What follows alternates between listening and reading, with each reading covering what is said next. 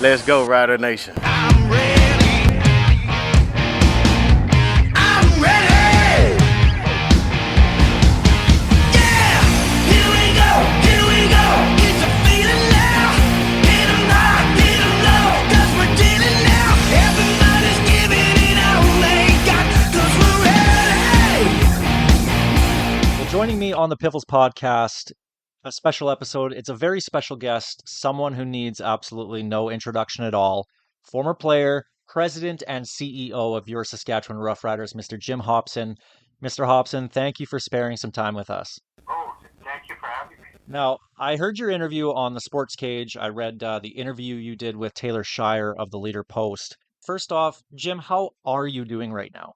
Well, right now, feeling pretty good because, for over 2.5 years, I was in treatment and I had 46 chemo treatments. I had 2 major surgeries, and then I went on an experimental drug when the chemo lost its effectiveness. So I was sort of used to being in treatment, and you'd have really good days, but you'd have a lot of not so good days. You've had some horrible days. I was also in the hospital with an infection.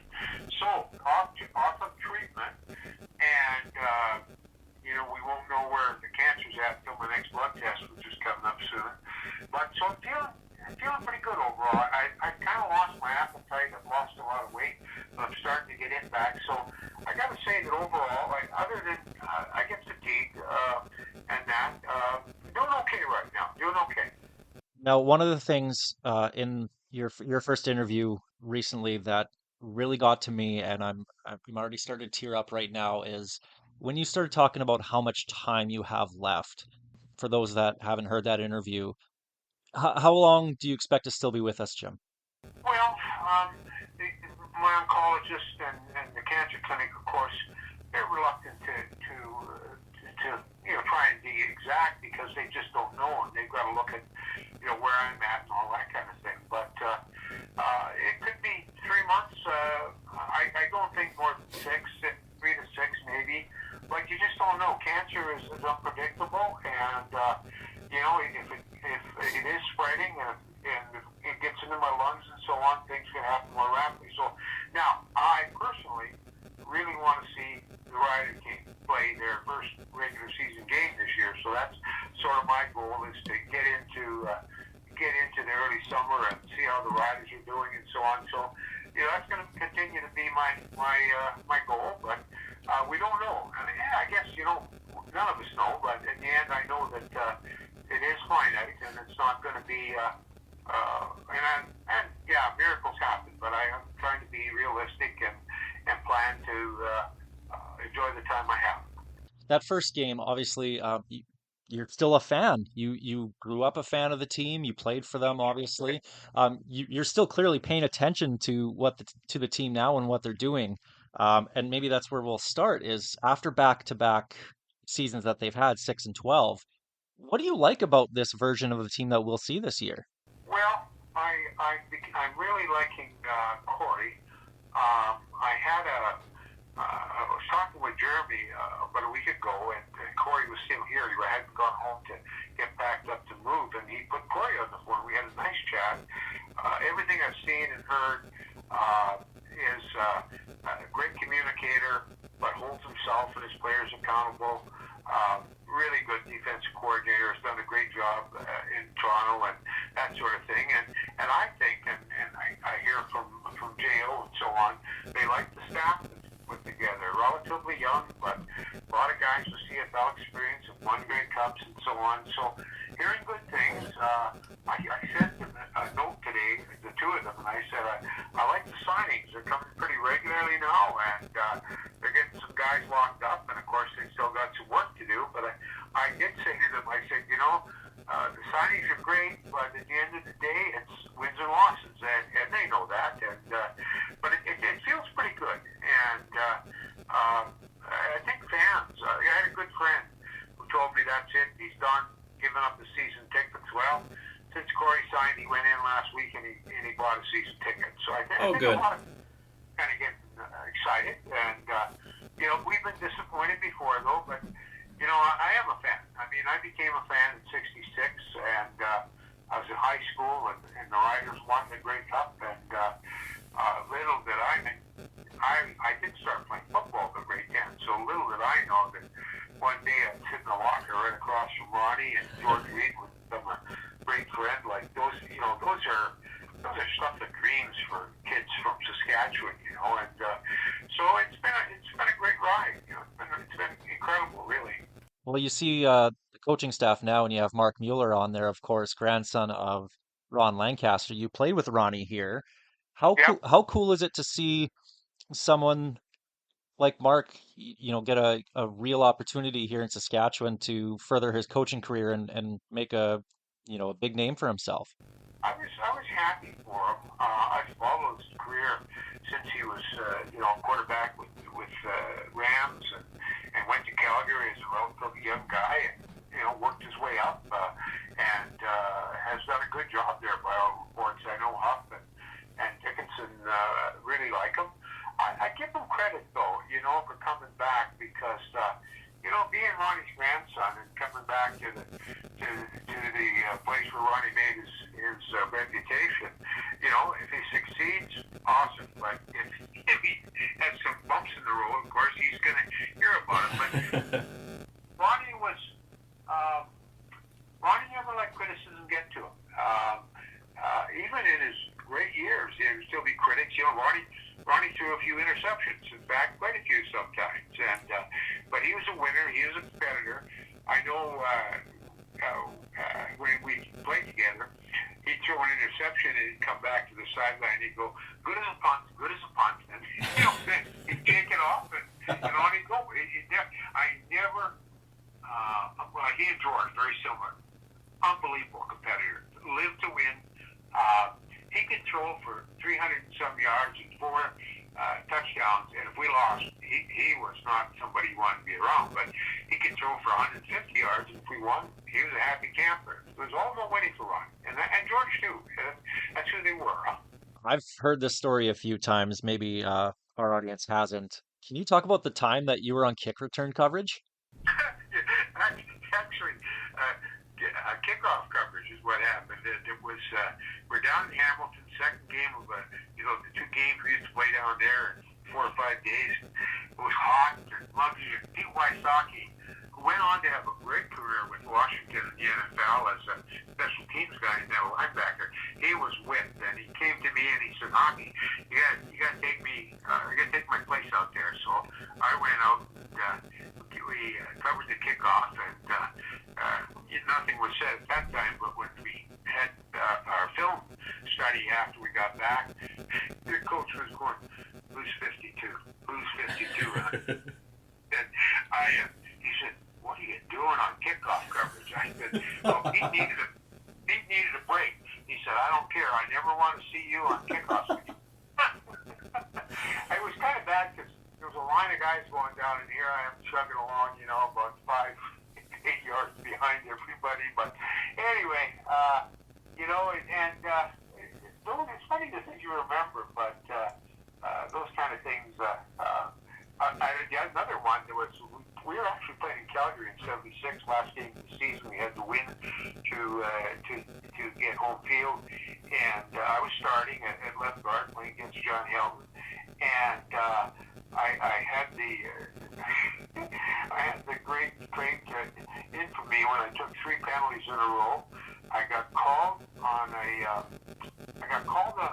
screen. I pulled out, and Joe Forzani was the linebacker. And just before I got there, he turned his back on me, so I really had no opportunity. So I get called for hitting from behind and get penalty, and back would come. And next play, I'm still really ticked off. And we run a running play, and I get called for holding. And I'm in the interior line. You don't often get called for holding in there. And I got another penalty. And then what the heck was the last one for? Anyway, so I ended up getting 3 penalties, and so we're going back. We're almost back to our goal line, and then Steve Missouri caught a long pass, bailed me out, got a first down. Never heard from Ronnie about it, but if we hadn't got a first down, I know. I did actually hear from Ronnie. In the huddle, Ronnie looked at me and said,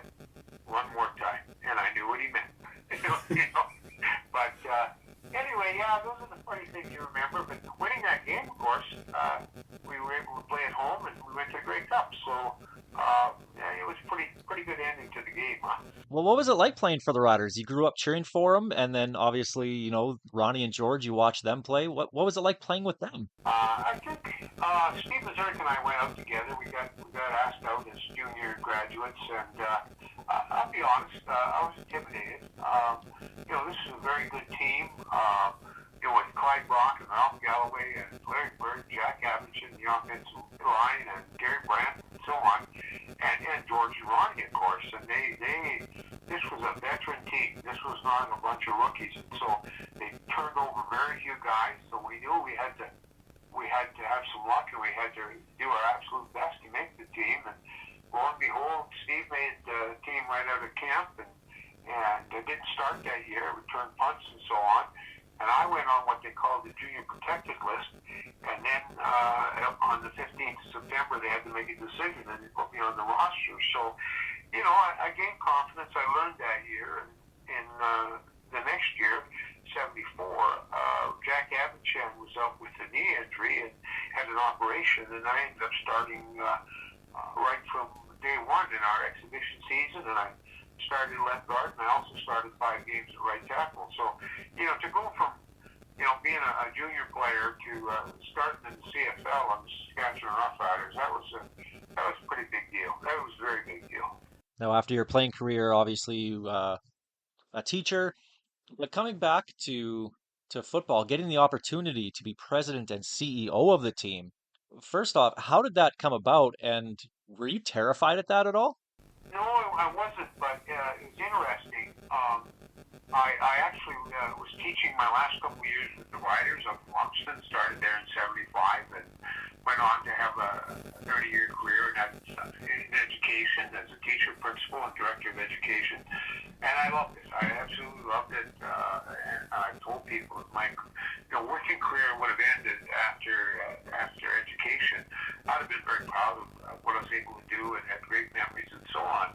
But in about 2003, 2002, the board of the Riders, and at that time they ran the team, and they came to the Rider alumni and asked for a Rider alumni to be a rep on the board, which I thought was a good idea.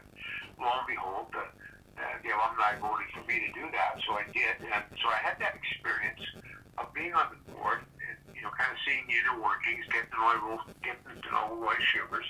And so when the job came open, I was in a position that I could retire and I could apply, and I did. And I don't.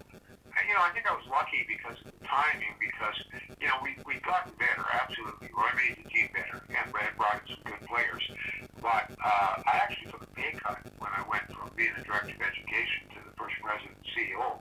But I was fine because I had my pension and so on. But so I wouldn't say I was intimidated then. I think I just had confidence that we could be a great team again, and we needed to move beyond the poor Saskatchewan guys and so on. And from day one, absolutely day one, and I started on January 2nd, '05, hired Steve Mazurek that day. I went in and I said, I expect to win. We expect to win. We're going to win Grey Cups, and we're going to be the new Edmonton Eskimos. And I think a lot of the staff, I don't know about this guy. We made like $80 last year, and he's talking about winning championships and so on. Like that, as CEO, it's no different in education or football. Your job is to make sure you get the right vision, and once you have that vision, build the right culture, hire the right people, and hold that vision up every day as to where we're going. And so, I preach that from day one, that we're going to be a great organization, and we're going to win, and so on. But was it easy? Oh, I'd be lying if I said it was easy, because I really, it's funny. I know that we had conflict, Roy and I, and he didn't leave saying nice things and so on. But so be it. I knew that he was a very proud man and so on, and I knew that certainly this didn't like being uh, fired by some former teacher.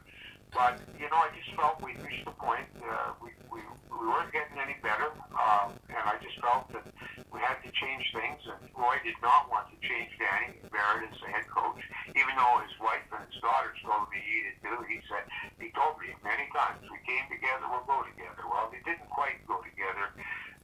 Roy went first, and then later Danny went, but that was tough, and I took a lot of abuse and so on. But any job like that, you're going to have that. So I worked through it and hired Eric Tillman, and then he hired Kent. And in 07, we won it all. Just incredible. Well, that really lit the flame for what happened over the next number of years. The fans were so happy to see the team being successful, and we built up our business staff and in the marketing end, and with Steve, and in the retail sales, and our partnerships, everything just exploded for us. And lo and behold, we had another good year in 08. We didn't go as far as we wanted, but in 09, in spite of all the controversy and everything that happened with Eric Gilman that I had to deal with, we're back in the Grey Cup, and we should have won. We did win, though we had too many men on the field. But we still, a good team, and Kenny Miller did a great job. And then 10, we're back in the Grey Cup, and could have won that game. We're as close to Montreal as we've been the year before. But then 11, we crashed. We hired a new coach, didn't work out, made that change, and went into 12 with Brendan. And I kept in that's somebody that doesn't get enough credit for what he did on the team, not just in 12 and 13, but in 9 and 10. He was a big part of our success. And we just said, we're all in. We're going to win this Grey Cup. And we started preaching that in 12 after we hired Corey.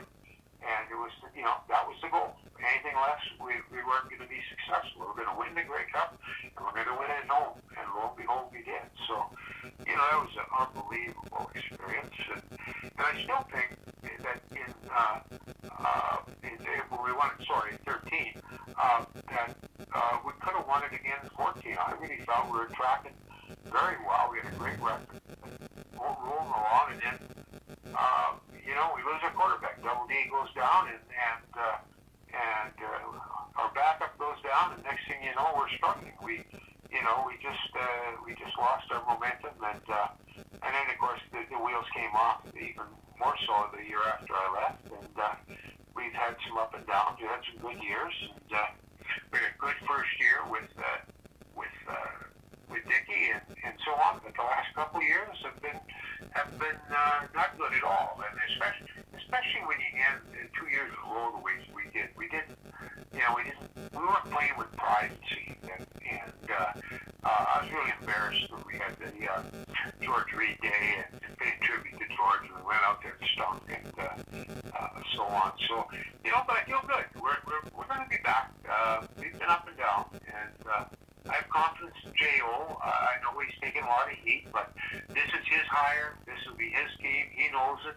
This is his chance, and I think he'll do fine. And I think Corey, as long as we can stay with, we can't lose our quarterback in the 5th game or something like that. You answered quite a bit of my next few questions here, but I want to go back to 2007, the West semifinal. It was the first home playoff game Riders have in almost 20 years. I'll remember it for multiple reasons. One, actually, I ran into you and Mark Cohan, commissioner at the time of the league, Yes. at the practice field. And I don't know if you'll remember this, but I took a picture with you. I'm going to post it online after. I was the idiot in the green afro wig, body painted, and you guys told me to just make sure I had plenty of antifreeze and keep the voice going all game long. So I'll never forget that. But also the first play of the game. DJ Flick gets the opening play from scrimmage, goes 62 yards for a touchdown. All I remember from that play is seeing you on the sideline right at the end zone. You and Eric Tillman both fist pumping. Do you remember that specific play? I do, and it's funny, a fan sent me a video of that play. Of course, I hadn't seen it in years, and there I am down there and cheering and fist pumping, and I mean, what a way to start. You just come out like that, and I knew right then that we were going to win that game, and so it was big. I will say this though, two of my biggest challenges early on was the Rolling Stone concerts, and then the first home playoff game in so long. And the biggest challenge was, of course, people wanted tickets, and we were just in the process of sort of transitioning from the, print and hand out the tickets to going to the internet and that sort of thing. And so we weren't able to handle the Rolling Stone demand at all. I mean, we sold out every seat for 2 concerts, but we could have sold out every seat for 3 concerts, I'm sure. And when people didn't get a ticket they wanted or whatever it was, they were angry. I really had to actually also come in and protect the ladies in the ticket office because of some of the abuse they were taking. And so it was so emotional. Now, having said that, it turned out incredible. It was just an incredible event for the community, for the province, and so on. And I'll tell you how exhausting it was. And we had staff working till like 4 and 5 in the morning, trying to, process all the stuff from the sales of Rolling Stone stuff and get ready for the next concert. And so it was just crazy. And so during the game, I got out and I walked around the stadium. I wanted to see not just inside, but outside. And I walked outside, and a young guy was sitting on deck in one of the houses across the street, and he goes, "Mr. Hopson, what are you doing out here? Concert's in there." And I'm going, "Yeah, I just checked. How are you enjoying it?" He says, "We're loving it. We're loving it." And so that was good. But I'll tell you how tired it was. I actually got invited to Mick Jagger's post-concert party, and I didn't go. I went home. No. And people look at me like, "Are you crazy? Like, you didn't go?" I said, I was done. But the other one was the 07 when, and this was, I felt so bad, and I actually went out there and personally talked to so many of the people, but they lined up early in the morning, and they were anxious to get their tickets, and they were ready to go. And then, of course, the people online got in there, and the tickets were gone by the time, they processed a lot of the people there in person. And, they were upset, and I don't blame them. And but I went out there and talked to them and said, "Look, if there's anything we can do for you, you leave your name, and if we feel more tickets come available, that sort of thing." And we learned. We learned we had to be ready. And when we had home game the next year, we were ready for it. And but we were learning. We were moving from a volunteer-run organization with limited resources to a new world, and used to crowds of 20,000, getting crowds of 30,000+, and so the strain on the food services and everything, washrooms, everything. And what, I love the old Mosaic, but it wasn't the easiest building to operate given how old it was and everything going on, but it was good. We got there, and now when you go in the new stadium, it's kind of hard to believe that we once played at the old stadium. A lot of good memories there, So those are the kind of challenges you experience that you just gotta meet them head on and take the heat and make sure you do better.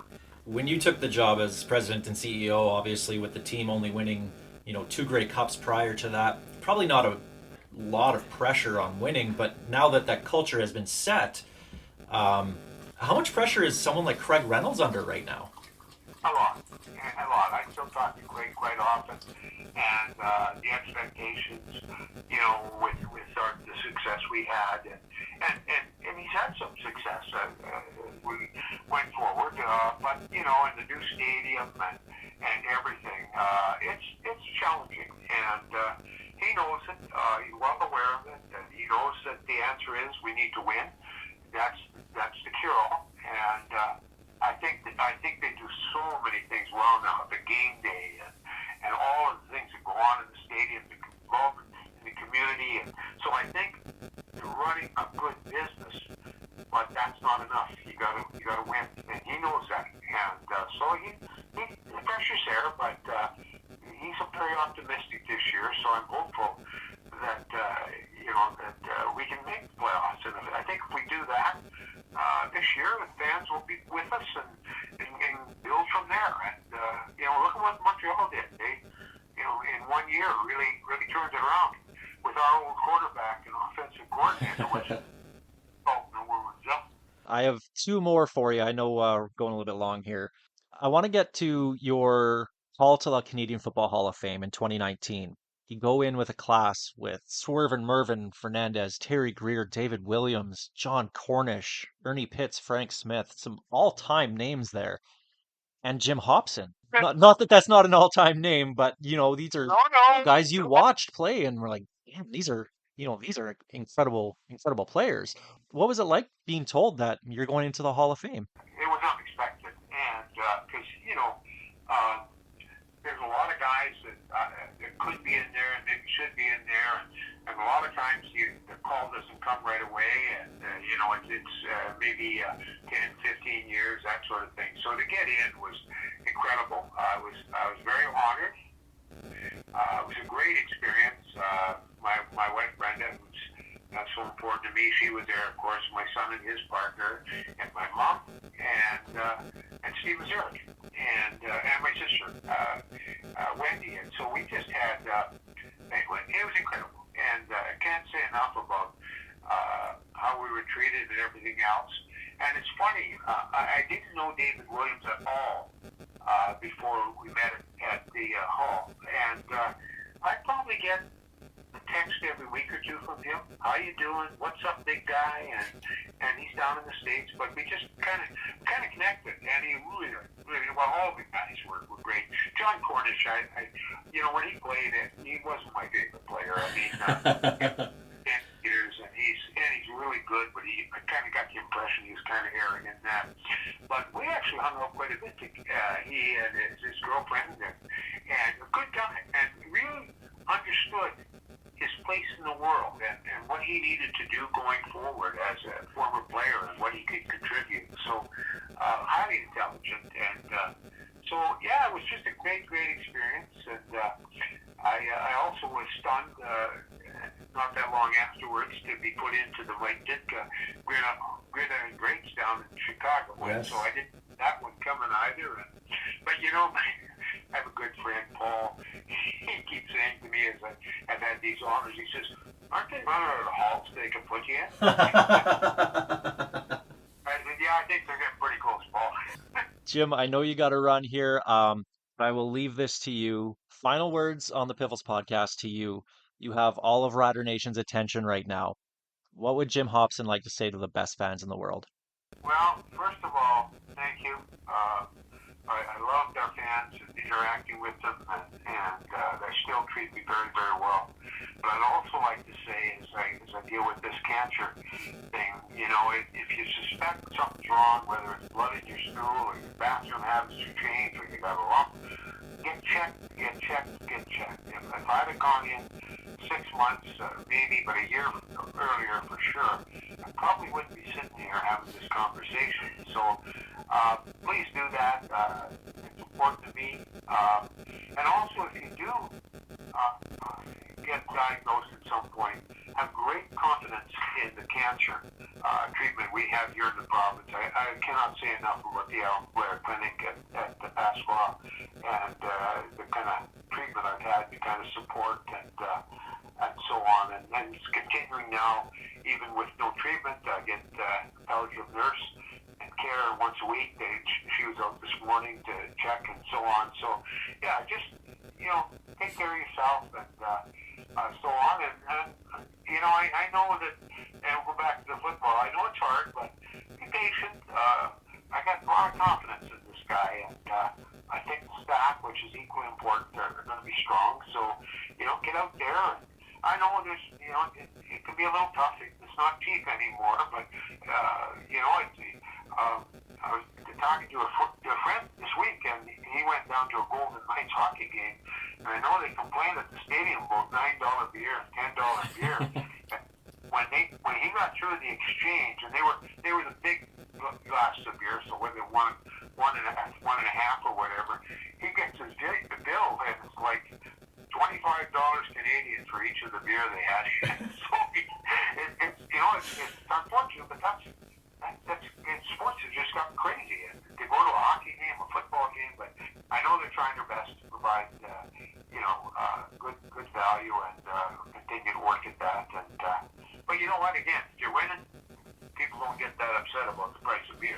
That's absolutely right. Mr. Hobson, thank you so much for your time. I mean, like I could keep going for hours, but I know you got to get going here. Thank you. I wish you all the best, and we'll see you at that first regular season game this year. Appreciate it very much, and all the best going forward. Okay.